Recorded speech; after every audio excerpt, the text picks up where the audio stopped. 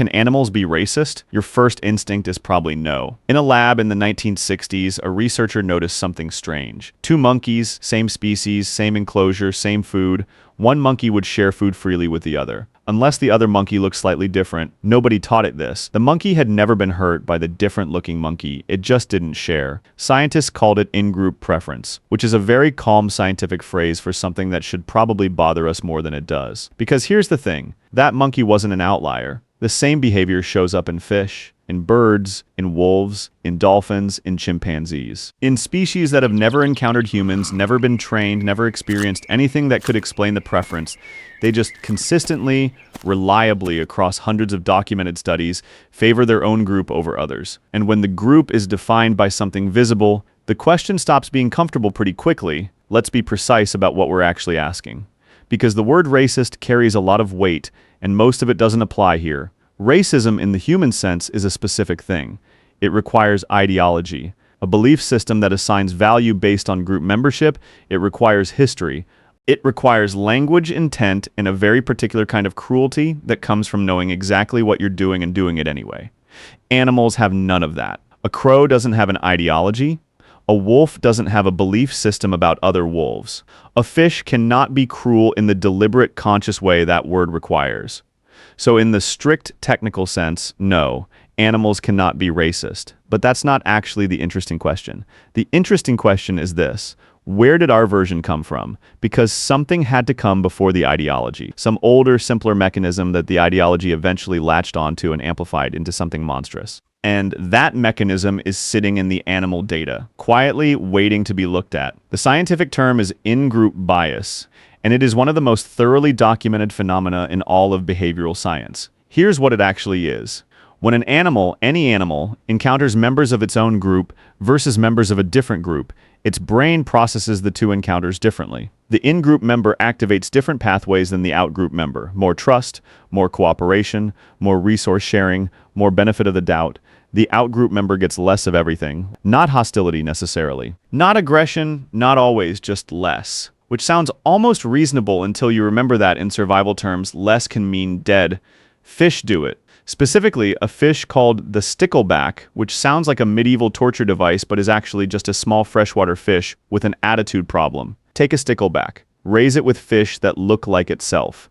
Then introduce a fish that is genetically identical but looks slightly different. The stickleback will avoid the different-looking fish. Scientists spent years documenting this, multiple papers. The preference was never taught, it was never reinforced, it was just there. Which means a creature with a brain the size of a grain of rice is running social exclusion software that humans recognize immediately. That should give us pause. It mostly hasn't. Birds do it too. The outgroup member gets the bird equivalent of being unfollowed, blocked, and reported, except the consequences are slightly more fatal.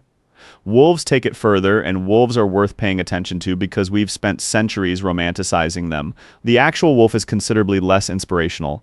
A lone wolf, even a healthy, non-threatening, perfectly nice lone wolf who has done absolutely nothing wrong, is treated by an established pack with immediate and sustained hostility.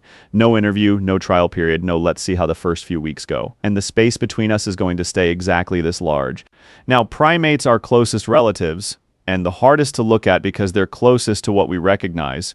Chimpanzees, studied over decades in the wild, display something researchers have called intergroup violence. When a chimpanzee patrol from one group encounters a lone member of a neighboring group, the outcome is often lethal. Not because the lone chimp posed a threat, not because there was competition for food in that moment, just because it was from the other group. Rhesus monkeys spent significantly more time looking at outgroup faces. This is what threat detection looks like at the neurological level. Sound familiar? There's a study I keep coming back to. Researchers took newly hatched ducklings, animals that had never seen a single living creature in their entire lives, which at that point was about 40 minutes, and placed them in a room with two moving objects. The ducklings consistently followed the one that looked like them. Not because they'd been taught to. They had no opinions about anything. They barely had opinions about gravity yet.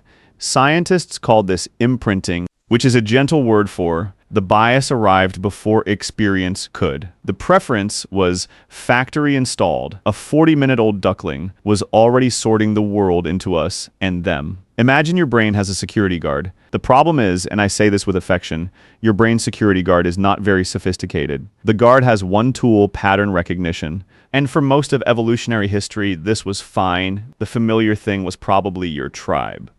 The unfamiliar thing was probably something that wanted to eat you. Then we built cities and put 8 million people in them.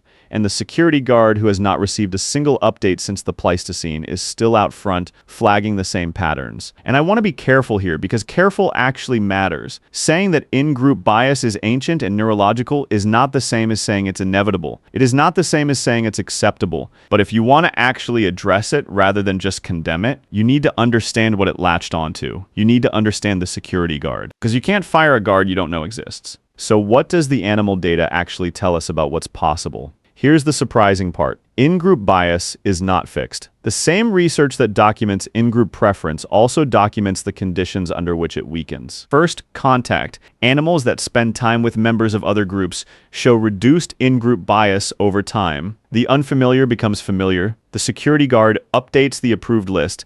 The bias doesn't disappear, but it softens. Second, shared goals. Animals engaged in cooperative tasks with out-group members show dramatically reduced intergroup hostility. Common purpose overrides group preference in a surprisingly reliable way. Third, individual recognition.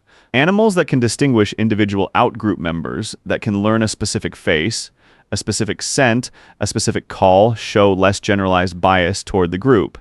The security guard, it turns out, can learn new faces, slowly, imperfectly, but it can learn.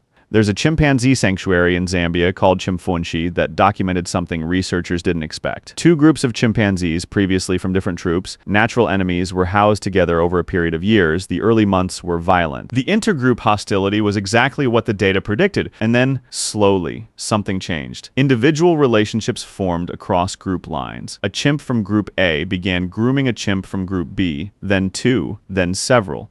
The grooming relationships, which in chimpanzee society are the primary currency of trust and alliance, started crossing the original group boundaries. Within 3 years, the original groups were barely distinguishable in terms of social behavior. The chimps had formed a new in-group, a larger one. Given enough time, enough contact, enough shared experience, the unfamiliar had become familiar. Which is, if you think about it, the most hopeful thing the animal data has to offer. So, can animals be racist? The technical answer is no, and the technical answer matters. But they all carry something older than ideology, and that something ancient, pre-ideological, wired in before language existed, is the raw material that human systems of racism found and shaped into something far more destructive. Understanding that doesn't excuse anything, not a single thing. The history is the history, the harm is the harm. But if you want to understand where it came from, really understand it, you need to look at what was already there before the ideology arrived. You need to look at the security guard. Contact, shared goals, individual recognition, 3 conditions documented across species. And hey, if this one made you think, subscribe and hit the like button. More of these coming.